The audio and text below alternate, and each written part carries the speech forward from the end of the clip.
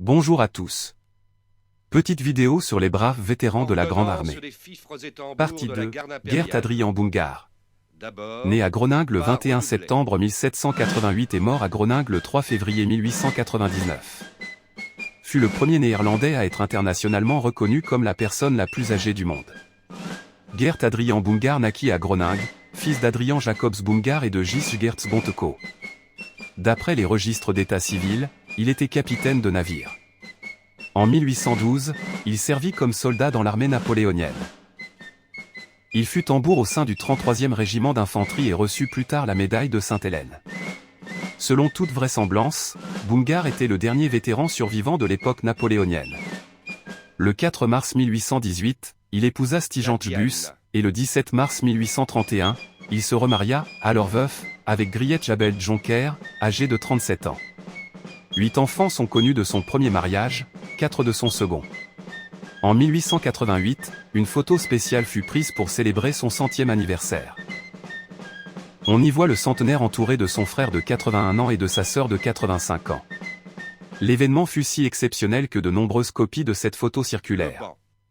Même la reine régente Emma en possédait un exemplaire. Boungard a passé les 34 dernières années de sa vie à l'hôtel Jacob et Anna Gastuy à Groningue, où il est finalement décédé à l'âge de 110 ans. Il est enterré aux Zuiderbegraafplaats à Groningue. Boungard fut le premier homme au monde à atteindre l'âge de 110 ans, également appelé supercentenaire. À partir du 8 janvier 1897, il fut l'homme le plus âgé de tous les temps, dépassant le Belge Pierre d'Harcourt, 1729 à 1837, et à partir du 10 avril 1898, la personne la plus âgée de tous les temps. Antoine Bessou dit le Grognard d'Empire, né le 24 février 1791 à Varan, Tarn-et-Garonne, est mort le. Il s'engage dans l'armée de Napoléon. Antoine est le premier ancêtre connu de la famille Besson. Il survécut à toutes les campagnes de l'empereur, et surtout à l'effroyable retraite de Russie. Il reçoit la médaille dite de Sainte-Hélène des mains de Napoléon III. Antoine rencontre son épouse Rose Bonneville née à Cellus, Tarn-et-Garonne, le 8 mai 1826. Leur premier enfant Léon prend sa retraite à Portet d'Aspet. En 1903 le 27 février Léon décède. Louis-André Manuel Cartigny, né le 1er septembre 1791 à Hyères, Var, est mort le 21 mars 1892 à Hyères. Le dernier survivant du combat de Trafalgar. Il fut fait prisonnier à bord du vaisseau Redoutable et emmené en Angleterre où il est resté pendant 10 ans sur les pontons. C'est à ce moment-là, que Louis Cartigny se trouvait au poste passage des munitions. Après avoir vu tomber les canonniers de la pièce, un boulet lui passa si près qu'il le renversa, lui causant des blessures. Relevant son pantalon, il était couvert de blessures. Il essaya de se retirer quand un éclat de bois le frappa en pleine poitrine et lui fit perdre l'usage de ses sens.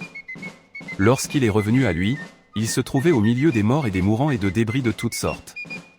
Il apprit qu'après avoir remporté la victoire sur le Victory il y avait eu un carnage épouvantable sur le Redoutable, succombant sous les 2 autres vaisseaux ennemis. En moins d'une demi-heure le Redoutable fut tellement criblé qu'il ne présentait plus qu'un monceau de débris. C'est à bord du Redoutable que se trouvait un soldat du 16e d'infanterie Robert Guillemard natif de Sisfour, Var, qui tua Nelson. Les gabiers avant avaient été tués, 2 matelots et 4 soldats dont il faisait partie, reçurent l'ordre de les remplacer dans la Hune. Sur l'arrière du vaisseau anglais, se trouvait un officier couvert de décorations et n'ayant qu'un bras. Ne recevant pas l'ordre de descendre et se voyant oublié seul dans la Hune, où ses camarades avaient été tués, il crut de son devoir de faire feu sur l'arrière du vaisseau anglais qu'il voyait à découvert et de très près. Tout à coup, il aperçut sur le Victory un grand mouvement, on s'empressait autour d'un officier dans lequel il crut reconnaître Nelson. Il venait de tomber et on l'emportait couvert d'un manteau. Le moment où Nelson fut blessé, la position de sa blessure lui prouvait à n'en pas douter qu'il était mort de ses mains puisqu'il était seul dans la Hune d'Artimon. Mais quoique le coup qui avait fait tomber l'amiral, fit rendre un service à la patrie. Cartigny Louis était en 1891 le doyen des chevaliers de la Légion d'honneur. Il était âgé de 100 ans. Il était toujours très robuste et n'avait aucune infirmité, avait toutes ses facultés, malgré ses nombreuses blessures. Il sortait tous les jours, on le rencontrait sur la promenade des palmiers se réchauffant au soleil. Il est mort hier le 21 mars 1892 à l'âge de 101 ans. Il était titulaire de la médaille de Sainte-Hélène et chevalier de la Légion d'honneur. Henri Rotembourg, né le 6 juillet 1769 à Phalsbourg en Moselle et mort le 8 février 1857 à Montgeron dans l'Essonne, est un général français de la Révolution et de l'Empire.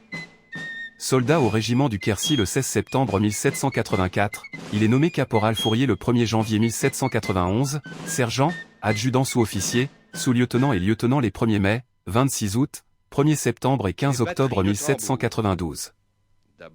Il fait les campagnes de 1792 allant d'eux aux armées du centre, du nord et des Ardennes, et devient le 21 novembre 1794, capitaine adjudant-major à la 172e demi-brigade, devenue 99e, puis 62e. Il sert de l'an 3 à l'an 9 dans les armées de Sambre et Meuse, de Mayence, d'Angleterre et d'Italie. Blessé d'une balle à la cuisse droite à l'affaire du 26 mars 1799 devant Vérone où il se trouve à la tête des tirailleurs, il combat pendant toute l'action. En décembre 1799 il se distingue lors de la retraite du général Louis-Gabriel Suchet sur le Var et obtient le 28 août 1800 le grade de chef de bataillon. Le 25 décembre 1800 au passage du Mincio, il charge l'ennemi à la baïonnette, concourt au succès de cette journée et le 26 décembre il prend une part glorieuse à la reddition de Borghetto. C'est lui qui porte au commandant autrichien les articles de la capitulation. Major du 56e régiment d'infanterie de ligne le 22 décembre 1803 et chevalier de la Légion d'honneur le 25 mars 1804, il passe avec le grade de chef de bataillon dans les chasseurs à pied de la garde impériale le 1er mai 1806.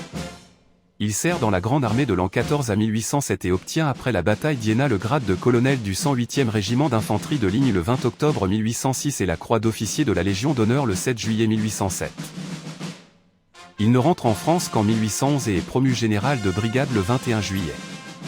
Attaché à la garde impériale en qualité d'adjudant général, il fait la guerre de 1812 en Russie et est renvoyé en France pour y organiser une partie de l'infanterie de la garde impériale, mission dont il s'acquitte avec habileté, et pour laquelle il reçoit le 14 mai 1813, la décoration de commandeur de la Légion d'honneur. Major du 1er régiment de chasseurs à pied de la garde impériale le 14 septembre de la même année et général de division le 20 novembre 1813, il commande pendant la campagne de France de 1814 la 2e division de tirailleurs de la Jeune Garde. Sergent de Lignon, maréchal des logis-chefs, chasseur de la garde 1809 à 1815.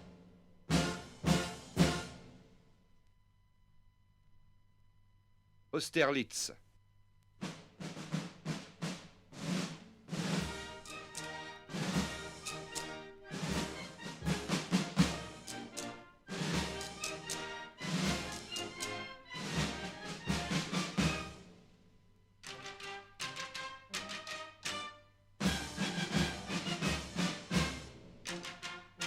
Jean-Claude Emery, né le 15 mars 1806 à Champeaux, Côte d'Or, et mort le 23 janvier 1911 à Le Rincy, Seine-Saint-Denis.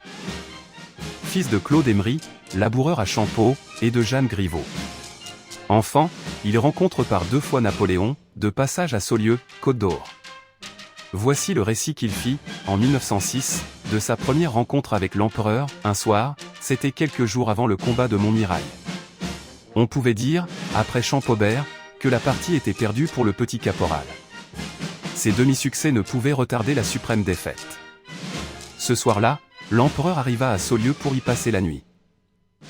Mon père était le maire du village, et comme l'escorte avait mis pied à terre, Napoléon passa près de moi, l'air préoccupé. Je n'oublierai jamais cette première rencontre avec l'empereur, que je devais revoir à son retour de l'île d'Elbe, ni les paroles qu'il dit à mon père le lendemain en le quittant, « Il faudra faire de votre fils un soldat de ma garde ». Je ne devais pas le devenir, puisque, si peu de temps après, l'Empire s'écroulait, et que mon père remplaçait à son chapeau la cocarde tricolore par la cocarde blanche. La deuxième rencontre de Claude Emery avec Napoléon eut lieu le 16 mars 1815. J'ai vu l'empereur à son retour de l'île d'Elbe. Je l'ai vu à Saulieu, à l'hôtel de la Poste. Une foule énorme arrivait de partout pour l'acclamer. Je n'étais qu'un enfant, mais je me souviens. Napoléon s'est mis à la fenêtre de l'hôtel pour saluer ceux qui étaient là. Ensuite, il est parti en voiture de poste. Il voulait aller vite, il rentrait à Paris. Un ancien maître de poste nommé Chopard, qui avait été cassé par des chefs de son administration, se chargea de le conduire. Il mit 6 chevaux à la voiture et il mena l'empereur avec un train d'enfer, de Saulieu à Avallon. Une bonne journée pour Chopard. Napoléon le rétablit dans son emploi de maître de poste et déclara qu'il n'avait jamais eu de meilleur conducteur. À la chute de l'Empire, Claude Emery voit la ferme de son père investie par les Cosaques. Envoyé par la suite sur Paris, il y travaille comme garçon de café. À la mort de Louis XVIII, 16 septembre 1824, il défile devant le lit de parade où est étendu le corps du roi. Le 29 mai 1825, il assiste au sacre de Charles X. Mais la mort soudaine de son père l'oblige à retourner vivre dans son village natal, afin d'élever ses jeunes frères et sœurs. Il entre alors comme ouvrier aux forges de Maisonneuve, près de Précy-Soutil, Côte d'Or. Marié à l'âge de 20 ans, Claude Emery aura 11 enfants. En 1857, lors d'une opération de nettoyage de machine, sa main droite se prend dans un engrenage, tous ses doigts sont broyés, on doit l'amputer de la main. Ne pouvant plus travailler, il se voit accorder une pension d'invalidité. Au décès de sa femme, 1892, Claude Emery s'installe chez son petit-fils, au Rincy. Il y retrouve sa fille, aux petits soins pour lui. Merci d'avoir regardé cette vidéo. Si vous avez aimé, n'oubliez pas de mettre un pouce en l'air, de vous abonner. N'oubliez pas de partager, d'activer la cloche, pour être averti lors de la sortie des prochaines vidéos. Merci à ceux qui le feront.